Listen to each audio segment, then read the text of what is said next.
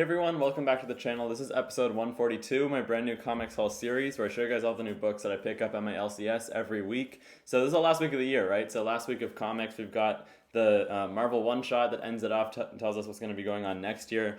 All kinds of stuff like that, but some pretty good releases. I hope you guys had a good Christmas, first off, a good holiday, restful break and everything. So let's just get right into it though. So first issue that I picked up, like I said, this is Timeless #1. So this one costs like $7, just as a disclaimer, I guess, before you go and buy it. It's like 40 pages of content, I think, but Marvel's charging an extra $1 for all their new series these days. This is the third year in a row though that we've had a Timeless one-shot. The last couple have been written by Jed MacKay, and this one I think is different writers, right? So it's Jackson Lanzing and Colin Kelly who are writing the Guardians of the Galaxy series, which makes me hopeful for this one-shot. We'll see about this, right? But the last couple Timeless one-shots that they've done, it always comes out in like the last week of the year, right? Before the new year of comics. And it just tells some kind of like time-jumping story. That's why it's called Timeless. The last couple have been about Kang, but this one it looks like has to do with some kind of futuristic versions of Luke Cage and Moon Knight. So I'm intrigued enough. I don't really know what that has to do with what's going to be happening within the next year of Marvel Comics, but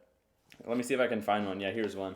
They usually have a couple pages where it's like a montage of all these different previews of things to come within the coming year. So I haven't really taken too close of a look here yet at any of them, but I'm looking forward to reading this. We'll see what the deal is. Here's another couple pages of artwork here. It's looking pretty good. I'm not sure how important this is actually going to be. Probably just those pages that give us previews of stuff. Those are always fun. I feel like that's probably worth the price of admission just to see those, but we'll see about that one. That's Timeless #1. Next up, though, I've got another issue from Marvel. This is Miles Morales Spider-Man #14. So there's going to be, I think, like 3 or 4 issues of this series that tie into the Gang War event that's been happening in Amazing Spider-Man. I haven't actually been buying the main issues of it, so I'm not quite up to date on like the overarching narrative, but I know that Spider-Man, the Miles Morales version, right, has been taking over the Brooklyn side of things. And I guess the main idea behind Gang War in general is just that there's all these factions of New York gangs, like Hammerhead.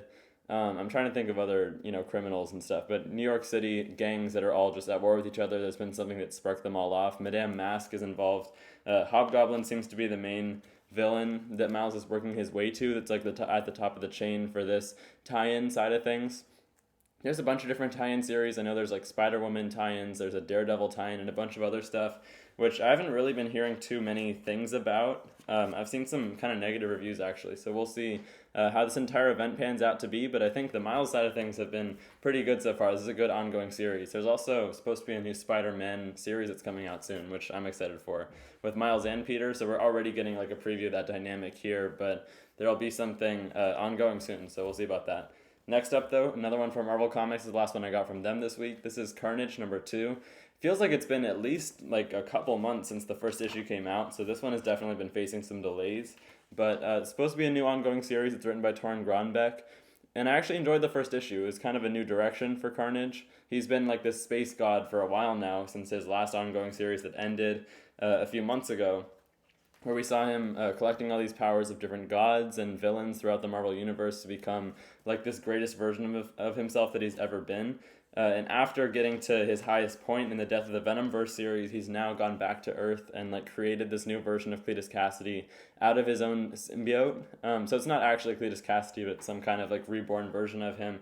I always lose track of whether Cletus Kasady is even supposed to be like physically alive at this point, because he's gone through so much history over the last few years, starting with like, Absolute Carnage, that whole event, and everything that's happened since then. But we have Flash Thompson involved in this new series. Since it's him going back to Earth, it's kind of him like taking on this role as some kind of god, and trying to get people to worship him was the gist of the first issue that I was kind of taking away from it. But we've got a lot still to happen in this series. I know it's going to be crossing over with Venom, they just announced, so I might have to pick up a couple issues of Venom, even though I'm not buying that ongoing series. We'll see about that, though. That's Carnage #2. Next up, though, let's move on to Image Comics. We've got a couple really big releases from them this week. First one is Duke #1. So this is part of the Energon universe. I'll probably do a single issue review of this one, just a non-spoiler quick review. So look out for that. I'll probably be posting that after this video. But this is just a mini-series, but it's the first release in like the G.I. Joe side of things in the Energon universe, which we now know is a shared universe between Void Rivals, which Robert Kirkman is writing, which is like an intergalactic type thing, Transformers, and G.I. Joe. Now that Image Comics has the rights to all those properties, they just decided to do something ambitious and put all of them in one comic. The artwork in here is looking really dynamic. I'm liking the colors and everything. and I'm going into this completely blind. So my review will probably be similar to the one I did of Transformers #1, where I'll just be talking about, like, as a completely new reader, how that affects the reading experience. If you're already a G.I. Joe fan, though, I'd imagine there's a lot to be excited about in this. And I was talking with my local comic shop owner, who was saying something about Duke being like one of the side characters of some kind of like second wave of G.I. Joe characters that ever came out. So this is definitely not the main character of G.I. Joe, I guess, but somebody that's worked his way to be more, I guess, well known, but I'm not sure. I mean, I'm excited to see this. And we already had an appearance of Duke actually in the second issue of Transformers that's somehow going to lead into this, so we'll see. I'm not sure how much crossover they're actually going to be doing between, Transformers and Duke and everything. I feel like there have been like cameos between the different teams and everything, the different properties that are within the same universe, but I'm not sure if they're ever going to do like a full-blown crossover. That'd be kind of cool. I feel like they're probably leading to that eventually. Next up, though, the last issue I picked up this week. This is World Tree #6 from Image Comics. So this is starting a new story arc. It's been a few months since the last one. The creative team took a little bit of a break. This has been a great series so far, though. It's James Tynion writing. So anything by him is, of course, going to fly off the shelves. I think there have been like 4 or 5 printings of the first issue, and everyone's trying to get their hands on this. It's been a little bit of a mystery so far what like is actually supposed to be going on. They're revealing more and more about what World Tree is.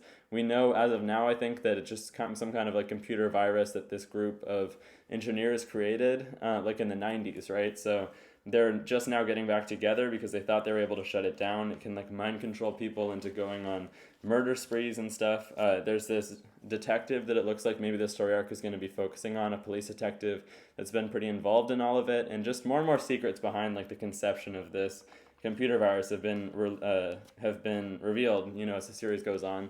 The last issue ended on a really big cliffhanger, and we got like this flash forward to the far future, how this virus is going to end up taking over the world. So you got to read it for yourself.